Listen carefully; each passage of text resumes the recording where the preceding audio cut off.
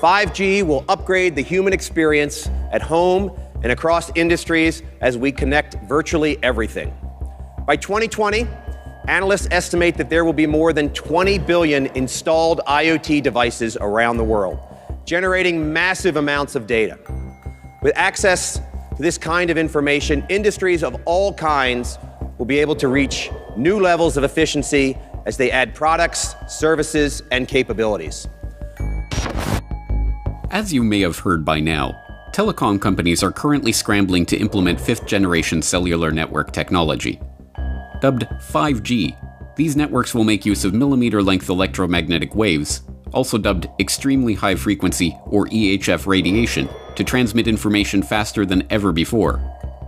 5G networks promise to deliver data 100 times faster than the existing 4G networks, and reduce latency as much as 98%. The promise of 5G was promoted by Tom Wheeler, then chair of the Federal Communications Commission, when he made a presentation on the US government's vision for the rollout of 5G in America in 2017. Yes, 5G will connect the Internet of everything. If something can be connected, it will be connected in a 5G world. But with the predictions of hundreds of billions of microchips connected in products from pill bottles to plant waterers, you can be sure of only one thing. The biggest Internet of Things application has yet to be imagined. Here's the key. The interconnected world that we live in today is the result of decisions made a decade ago. The interconnected world of the future will be the result of decisions we must make today. And that is why 5G is a national priority. But after the initial surge of hype that surrounds any new technology, the dark reality of this new 5G-connected Internet of Things is starting to come to light. The most immediately apparent aspect of this dark reality is the danger to human health that the 5G network's ubiquitous and powerful transmitters present. As an increasing body of research shows, the harmful effects of electromagnetic radiation present in current mobile technologies will be amplified by orders of magnitude in the much more powerful and much denser, extremely high-frequency radiation network that 5G relies on. As retired US government career scientist Dr. Ronald M. Powell noted in his comment to the FCC on the proposed 5G rollout, this technology must be opposed because it would greatly extend FCC's current policy of the mandatory irradiation of the public without adequate prior study of the potential health impact and assurance of safety. It would irradiate everyone, including the most vulnerable to harm from radio frequency radiation: pregnant women, unborn children, young children, teenagers, men of reproductive age, the elderly, the disabled, and the chronically ill. But another, even more neglected aspect of the 5G dark reality is that in a world where all objects are wired and constantly communicating data to one another through a 5G network, an Internet of Things, in other words, privacy and security would be next to impossible. Even the mainstream is now admitting that the unprecedented amounts of data flowing through the 5G network, from appliance usage to personal communications to transaction information, is a treasure trove that, if it were to fall into the wrong hands, would be a formidable weapon. Huawei wants to become a major player in 5G outside of China, but it's facing pressure internationally because of cybersecurity concerns dogging the company. The US is urging its allies to block Huawei from 5G projects in their countries. Maron says China is using mobile technology as a tool for spying, and he's seen the evidence. They are actually using it for massive surveillance against their own population. We looked on the Huawei equipment to the level of every single chip there, and what we found is not very pleasant. This is not a commercial company stuff. This is a kind of nearly a military-grade stuff. We have China coming in with their 5G network. All of the things that it's like we're living in 1956, and they're not. And they don't care about rights. They don't care about people. The implication of these mainstream pundits' pontifications is that 5G only represents a threat in the hands of the Russians or the Chinese or other supposed enemies of America. But what about the companies that are manufacturing these products? Why are the big tech giants who have so signally abused the public's misplaced trust for decades now to be trusted with creating big databases of sensitive personal information on every imaginable aspect of our daily lives? And why is the government of the US and its allies around the globe, governments that have been caught time and again illegally spying on their own populations and violently suppressing dissent, suddenly to be trusted as stewards of such a system? The truth is that the development of 5G networks and the various networked products that they will give rise to in the global smart city infrastructure represents the greatest threat to freedom in the history of humanity. This is the 5G Dragnet. You're tuned into the Corbett Report. The vision of the future offered by the proponents of this next-generation cellular technology is one in which every object that you own will be a smart object, communicating data about you, your movements, and your activities in real time via the ultra-fast 5G network. From the grandiose, self-driving cars and remote surgery, to the mundane, garbage cans that let garbage trucks know when they're full, everything around us will be constantly broadcasting information through the Internet of Things if the 5G boosters get their way. But beyond the glossy sci-fi fantasy presented in the slick advertisements for this smart world of the future is a creepy and unsettling glimpse into a technological dystopia. One in which social experiences are shared by strapping VR goggles to your face, and interaction with humans is reduced as much as possible in favor of interaction with machines, gadgets, and personal assistants that are there to cater to your every whim, for a price. And, as some are only now starting to realize, the price that one pays for this world of robotic comfort and convenience is control. Control over our data, control over our security, and control over our lives. We just hooked up the Nest maybe a month ago. Abby Laguidao and Conrado Casalo wanted something to keep their family safe, so they installed Nest, a smart home security camera system. What drives me crazy is yesterday was the only day I decided to stay home. He's always here. They never said anything, ever. Yesterday, Abby was alone with her 2 kids when she started hearing voices coming from their Nest. Then they started cussing and saying, "Shut the F up, you N-word." At that point, Abby had figured out that someone had hacked into their security system. Shut the f*** up. She called her partner, Conrado. Somebody is in the Nest and is watching us and is talking to us right now. I think within 5 years, most people will have at least... That is something out of a horror movie right there. Man, right. Can you imagine it? Like we knew something was going to go on? That scared... That yeah. Scared the tar out of me. That was a real jump. And we're going to go ahead and unlock the door, her back door. Oh. I think that was your lock. That was our lock. Let's go look, come on. And that isn't any laughing matter. See, but that's the real fear, right? That... You know, the other stuff's kind of funny, whatever, but I mean, someone can unlock your house. Although, if someone really wants to get into your house, you can pick a lock. Yeah, but isn't that the modern day... There it goes again. I mean, isn't that the modern day lockpick? There's a guy outside with a laptop who's opening and closing your door lock. It is, and I don't like it. After their stunt on the highway, Chris and Charlie still wanted to show me a couple of other tricks. Below a certain speed, they can control the Jeep steering as long as it's in reverse, pop its locks, mess with the speedometer, and, of course, disable the brakes. Okay, hold on tight. Hold on. Oh, he's not getting out of that. I don't think so. We're going to be doing some pushing. It isn't hard to see why these smart technologies, and the 5G network that enables them, are a security concern. And, in that context, it isn't hard to see why Chinese companies like Huawei and ZTE are now being targeted as potential national security threats and barred from developing 5G network infrastructure in country after country. After all, with access to that much data and information, let alone the ability to communicate with, hack into, or disable everything from our smart TV to our smart door locks to our smart car, a potential adversary with control of the 5G network would have nearly limitless power to surveil and control a target population.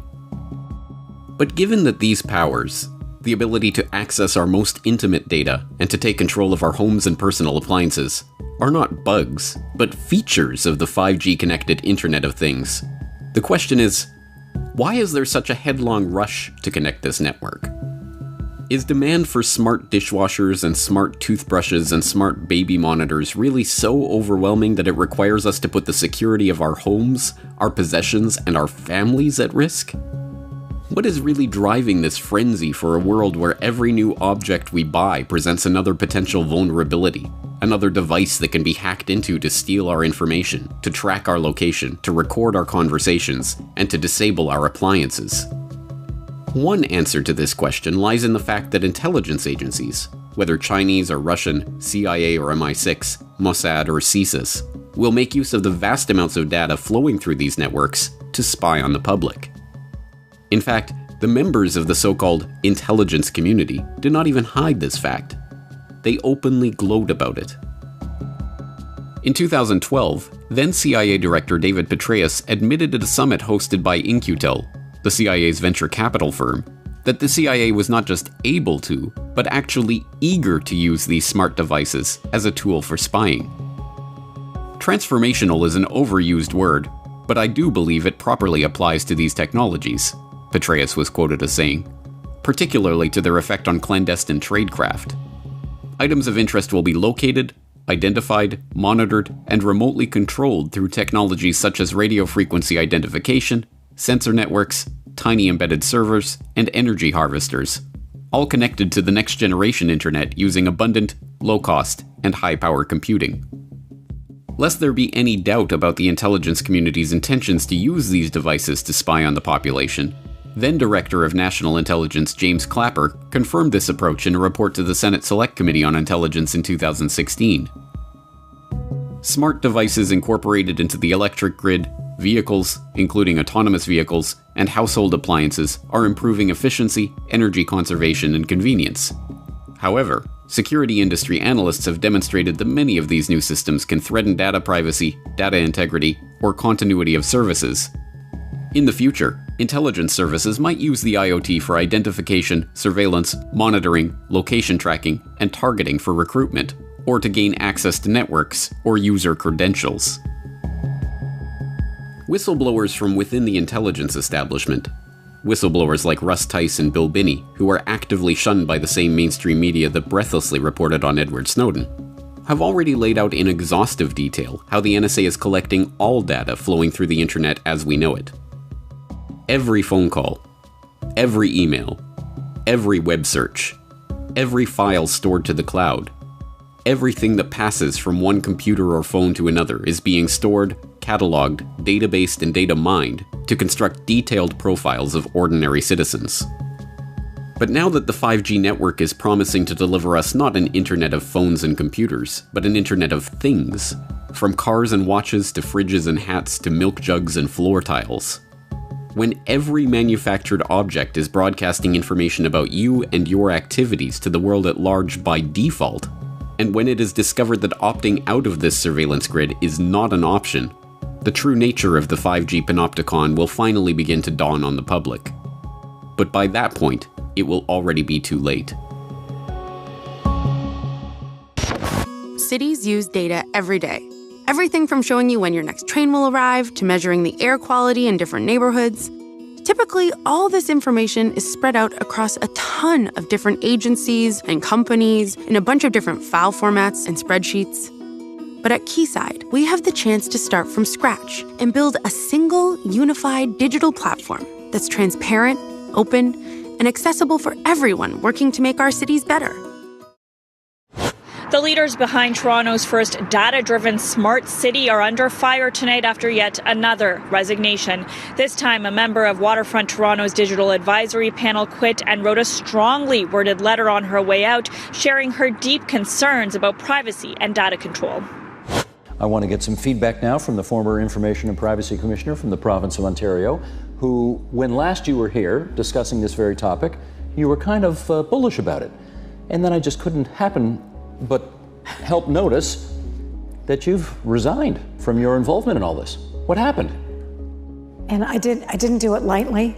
I wanted to draw attention to the fact that we had to make sure that all the personal data that was being collected automatically by the sensors and other technologies were de-identified at source, anonymized at source. De-identified meaning? Meaning no personal identifiers. You wouldn't know it's Ann Kavukian walking or you or this is my car or anything. And the reason that was critical is unlike most uses of what I call operational data, where the individual, the data subject, can exercise some control over the use, the operation of that data. They can consent to it, they can revoke consent, they can choose not to consent. They have some sense of control. With the data here, you have no control. It's all being collected automatically with the emerging technology, sensors, all picking up data. But it is not just the intelligence agencies or the big tech conglomerates who are set to profit from the creation of this newer, stickier World Wide Web. In fact, the 5G-enabled Internet of Things is a necessary part of the creation of the system of total control, physical, financial, and political, that the technocrats have been lusting over for a century now. As viewers of Why Big Oil Conquered the World will know by now, the technocrats are adherents to an ideology dubbed technocracy, which holds that all modern-day problems, be they social, economic, or political, can be solved by the scientific engineering of society. In the technocrats' vision, teams of engineers, scientists, economists, and other specialists, if given access to enough data about the world around them, could scientifically balance production and consumption such that inflation, recession, geopolitical conflict, and other sources of strife will be eliminated forever. As the co-founder of Technocracy Inc., M. King Hubbard laid out in the group's founding document, the Technocracy Study Course, the amount of data needed to bring this techno-utopian vision to reality is truly mind-boggling. In the Technocracy Study Course, Hubbard, like a good technocrat, laid out the exact conditions that would need to be met for this vision to come to pass. According to him, technocracy would require all energy usage and all consumer spending throughout the nation to be calculated and registered on a continuous and instantaneous basis, a 24/7 inventory of all production and consumption, a complete registry of all products available for sale, where they were produced, how much energy was expended in their production, and where and when they were sold, and finally, a specific registration of the consumption of each individual, plus a record and description of the individual.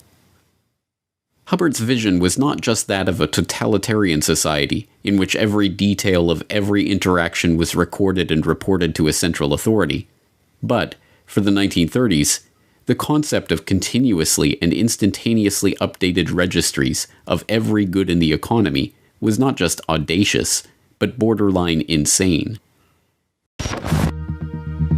As unimaginable as a real-time database keeping track of every transaction and every manufactured product in the economy was in the 1930s, that is exactly the world we are looking at as smart meters collect information on smart appliances connected to other smart objects through the Internet of Things. And, crucially, the sheer amount of data being generated in this smart grid and the constant real-time communication required to keep the system functioning would be impossible without the 5G network.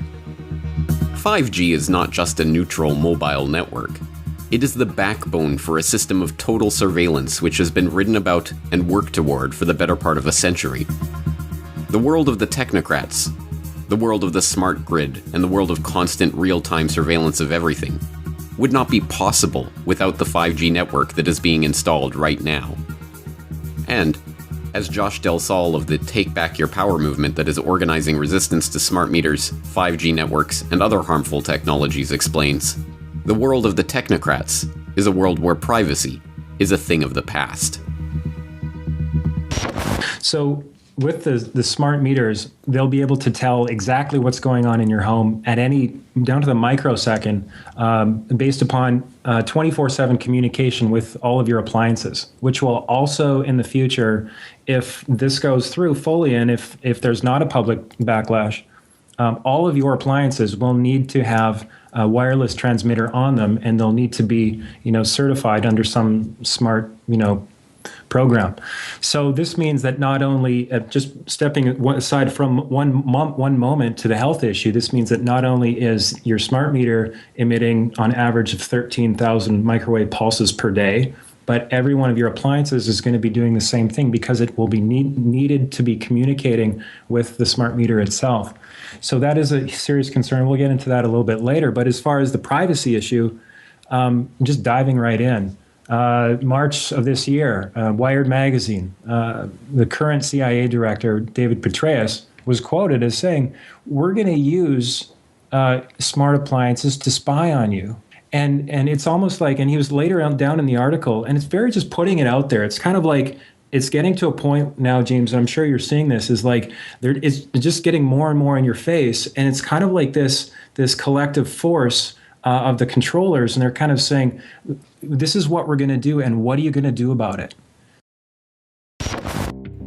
It should be clear by this point that the vision of the technocrats is in fact a nightmare for free humanity. It must be resisted every step of the way, and the battle over the 5G network rollout will be the front lines of this battle in the next few years.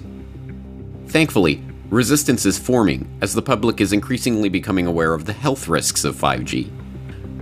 Over 180 scientists and doctors from 36 countries have submitted a formal appeal to the European Union, warning of the potential serious health risks of 5G. City officials in Portland, Oregon are suing the federal government to stop 5G transmitters from being installed on city property, with councilors considering asking the federal government to study the health impacts of 5G on humans and make that information publicly available.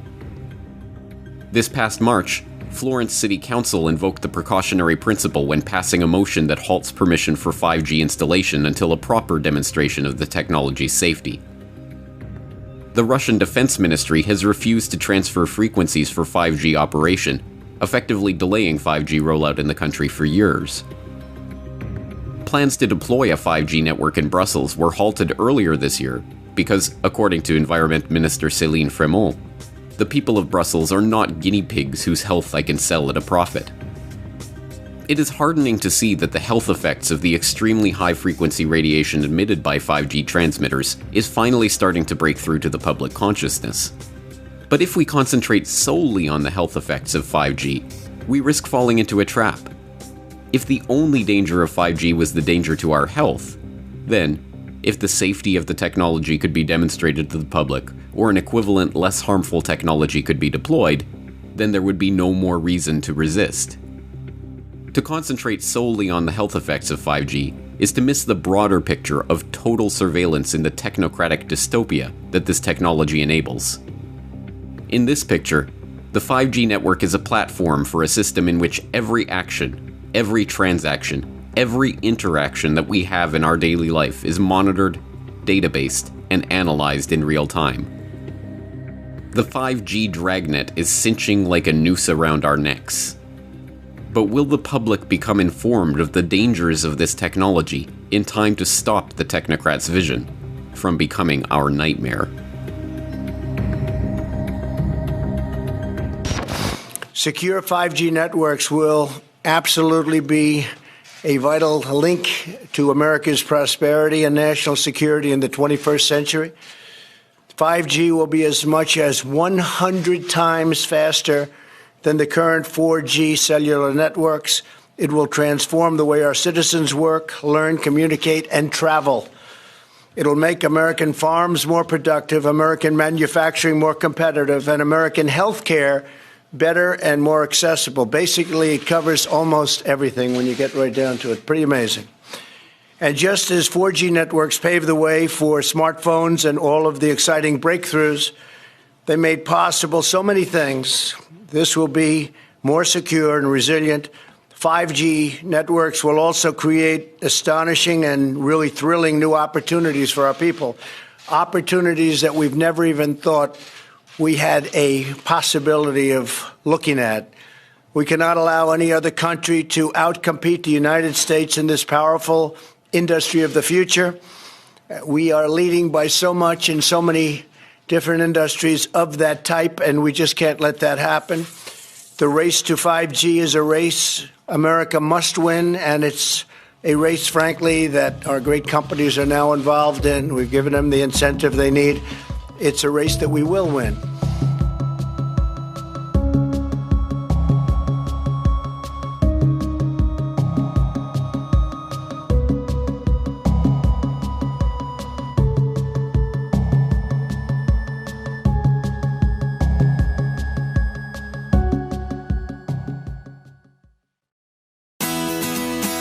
The Corbett Report is brought to you by the Corbett Report subscriber, a weekly newsletter featuring James Corbett's International Forecaster editorial, recommended reading and viewing, discounts on Corbett Report DVDs, and once a month, a subscriber-only video.